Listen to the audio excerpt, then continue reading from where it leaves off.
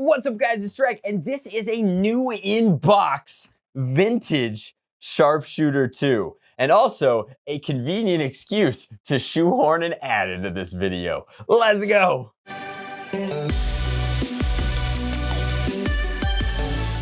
All right, so you guys already know I can't do an ad segment without our favorite sugar boy. I'm back for the cereal. Yes. True. I got you a bowl. No. You could put it in the bowl. No. You actually, I want to be clear, for the purposes of the ad, you have to put it in the bowl. So put it in the bowl and eat it with a spoon. Oh, so seductive. All right, so we're back at it with Magic Cereal. They got 4 more flavors they sent us. Bobo's eating the maple waffle. Try it. Yeah, it's actually really good. That's really good, right? I swear, this is the easiest ad read we've done because it's actually just really good. So, like, usually it'd be one of those, like, we have to fake that. Oh, it's so, like, no, it's actually, no, it's really pretty good. It's pretty good stuff. My girlfriend loved it. She's like, all right, when are you going to get more boxes? I'm like, I don't know, but. Well, you can take the maple waffle home with you. They've also got cinnamon, which smells pretty good. Blueberry, which is more my speed. We literally were off camera. Our senior designer is taking some handfuls. And then cookies and cream, which I know that you're really into. Here you go. Oh, yeah. They also wanted to mention this month, we got 2 ads from them. Last month, we were just talking about the cereal. Now we're talking about the new flavors. I want to hit the talking points real quick while Bobo just chows down. 0 grams of sugar, which is great if you're diabetic. Very few carbs, 4 net grams of carbs.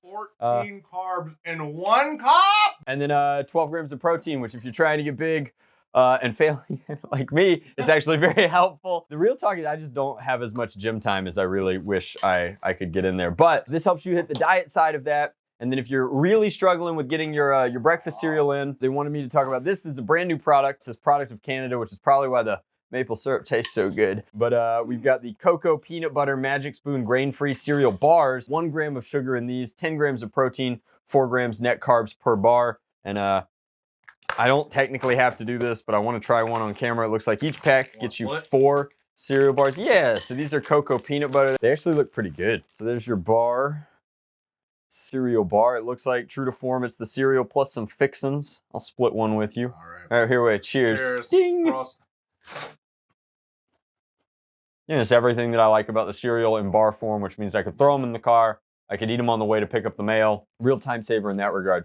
I can eat dry cereal all day, but something about the cereal bars, I feel like I want like a Gatorade or a soda with them, which kind of defeats the purpose of eating super healthy, but I'm a soda bug. So anyway, huge thank you to Magic Spoon. You can check them out in the description box down below. You can use my coupon code ALAKAZAM to get a discount on your first order. And we do really appreciate them sponsoring this vintage Nerf video. So huge thank you to Magic Spoon. Check them out if you're looking to do delicious cereal that's way better for you in the long run. Now, as much fun as it is having Bobo and ad reads, this is the Sharpshooter 2. So you have to hop with me into my time machine way back into 1995, which coincidentally is also the retail of this product. Yeah, that's a little funny to me. It's easy to get confused, but this is a 1995 Nerf pistol, and it's actually specifically, if you look on the back of the box, not only was it worth 3 Nerf Club points, it also says 1995 Tonka Corporation, a subsidiary of Hasbro. And then it's got the Kenner logo on it. So you know that this is the old school cool. This is from the same era as the crossbow, one of my favorites of all time. The box actually has just a super 90s target on the back, which makes the packaging in this case quite valuable. We're gonna go ahead and grab our Foam Pro Shop snips. These are actually excellent for all of your modding needs. And we're gonna debox this for the first time ever. This one's coming out of the box, and we're gonna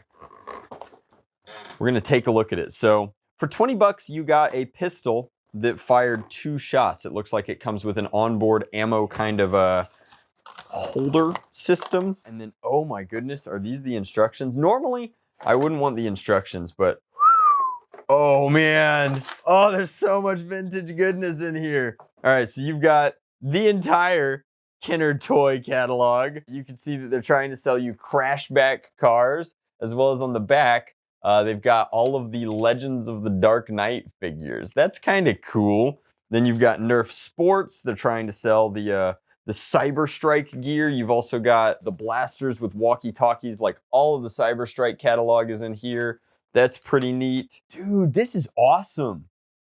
You've got more Nerf sports. You've got all of the Max Force 2112 catalog is in the back. And this is something that I wish, I get that it's not effective marketing, that digital marketing is much, much, much better. But like, oh man, like you don't get stuff like this anymore. This is really cool, like in product packaging and ads. But this is back in the day where, is there another catalog in here? This is a catalog for, yo, we can't let Jake see this. Look at this. Look at how jacked he is. I have to show you, internet.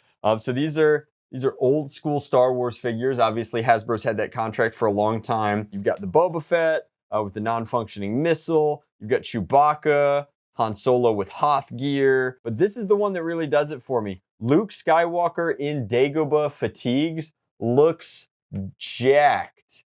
Where is he? There he is. He's shredded. He's like using the He-Man model. Pretty cool. Then you've got the classic stop. If you're out of ammo, turn the page. And this is a mail-in form. If you've never really bought comic books, it's hard to appreciate this, but you could see the prices and the point system used to buy refills here is a little antiquated. You wouldn't do it this way anymore, but it's just crazy when you think about the product margins even, 20, 25 years ago. It's absolutely insane. A ballistic ball 8-pack was $10, and if you use Nerf points, you could get it for $8. And you would fill that out and mail this in, and you would receive your reload in the mail, which is pretty cool. This is also from the era where you would be putting your stickers on your product yourself. So here's the Sharpshooter 2 sticker pack. These are absolutely mint, perfect, ready to go. And there's really no, it kind of tells you on the packaging, right? It's like, hey, you should put the Sharpshooter 2 there, and you should put the Nerf there. When you look at it, there's really no embossing, no inset to make sure that you get the sticker right. So it's very old school Lego in that regard. It looks like I have extra stuff from some other product in here because I don't think that this side saddle necessarily goes on the Sharpshooter 2. And I guess there was just some shuffling of product here, and they just sort of threw things in the new inbox. I would not be surprised if one of these catalogs is for the Sharpshooter 2 and the other one is for a mystery blaster, especially since I also have Hypersight stickers in here, which I think these go to a lock and load. But if you want to see a new inbox lock and load piece of content, all you need to do is ask. This dart has not survived very well. You can see it's got the tip, but no suction on it. We'll go ahead and throw that into the storage solution, and this has the tip and the suction. So suction darts don't really get made anymore, but they were super duper sweet because they would stick to mirrors, they would stick to windows, they would stick to your forehead if you licked them beforehand. Pretty funny, but this is a standard pullback, and I hope it still works. And release, you've got a high and low on both sides of the blaster. Yes, Hasbro was giving you enough stickers for both sides of the blaster, and with no, gaudy warning text all over it. It just says 1995 Kenner on one side. It says made in Mexico on the other side, because this predates a lot of our Chinese manufacturing. And then you've got high-low. Super easy. High barrel, low barrel. So we're going to leave it on high, fire once, switch it to low by pushing forward, pull back, and release. And if you can't appreciate a good gimmick like that, that's a 2-shot pistol, the Sharpshooter 2. I would get you a chronograph reading, but in all honesty, these older darts have worn out foam.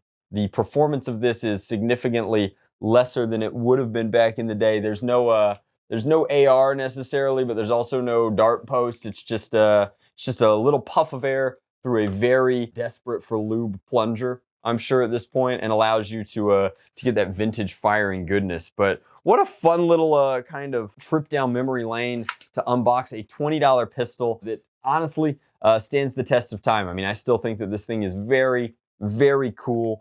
I love vintage blasters like this. These days we see them pop up in, Marvel movies, and they've been scounged and scavenged through various different thrift shops into the very destroyed versions that we see today. This one being so incredibly mint is actually a really, really cool example. You can see the quality of hardware that they were using back in the day are like serious, real screws. The grip leaves a little bit to be desired. It's a very thin grip with an interesting and super clicky trigger response. It's almost like, they were ahead of their time, right? These aren't, these are Oil King levels of debounce. But overall, very cool. Very cool product, a cool blaster from the past.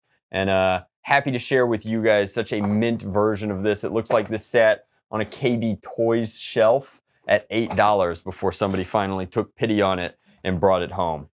Product cycles were much longer back then, so you could have been enjoying the Sharpshooter 2 for a much longer period of time than, you know, a modern Elite Blaster, which is replaced within 6 months on this shelf. So you had outlets for dedicated toy resale, which, you know, of course, couldn't exist today. After all, we can't even keep Toys R Us afloat in an e-commerce market. So just a fun piece of toy history, and like I said, an excellent excuse to fulfill our Magic Spoon contract. We really appreciated the support from them and from you. Let me know if you had $20 today and you saw this on a Toys R Us shelf in a Toys R Us that doesn't exist. Would you buy it?